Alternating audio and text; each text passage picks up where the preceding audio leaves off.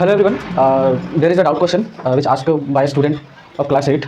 Then how do we find the product of two equations or two algebraic expressions by using column method? Then let us see how do we find the product using the column method. So let's start.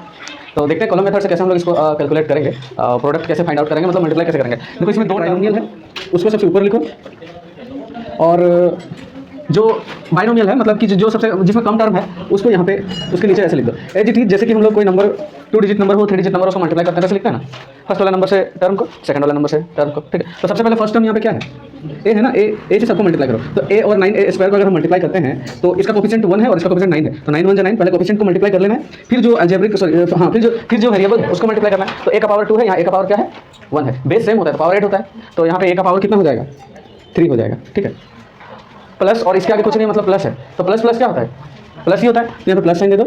अब ए को 6 A B के साथ multiply करोगे तो ए का coefficient 1 है, 1 6 6, ए और A multiply होगा तो बेस सेम है तो पावर 8 होगा, इसका पावर 1 इसका पावर 1 तो पावर 2। अब यहाँ पे बी अकेले है, यहाँ बी नहीं है इसलिए बी को उतारो। अब 1 के साथ करो तो ए के आगे प्लस है और ये plus plus plus plus, yes, A और 1 मल्टीप्लाई करोगे तो क्या आएगा ए आएगा। अब क्या करोगे, सेकंड वाला टर्म से मल्टीप्लाई करोगे, तो सेकंड वाला जो टर्म है उससे जब सबको मल्टीप्लाई करोगे तो ये नीचे से लिखते हैं, ठीक है ना, यहाँ नीचे लिखना स्टार्ट करो। ठीक है, तो -b से 9a स्क्वायर को अगर मल्टीप्लाई करते हो, यस, तो प्लस और माइनस क्या होगा, प्लस और माइनस क्या होगा, माइनस होगा ना, तो यहाँ पे माइनस साइन दो। तो -b और 9a स्क्वायर को अगर मल्टीप्लाई करते हो तो b के आगे कोफिशिएंट क्या है, b के आगे कोफिशिएंट क्या है, b के आगे कोफिशिएंट क्या है -1 है, तो -1 और 9 मल्टीप्लाई होगा तो -9 होगा। अब b और a स्क्वायर को मल्टीप्लाई करोगे तो वेरिएबल अलग अलग है इसलिए पावर 8 नहीं हो सकता है, तो जैसा है वैसे ही उतार देना है। अब -b को इसके साथ मल्टीप्लाई करोगे, -1 और +6 इंटू करोगे तो -6 ही होगा।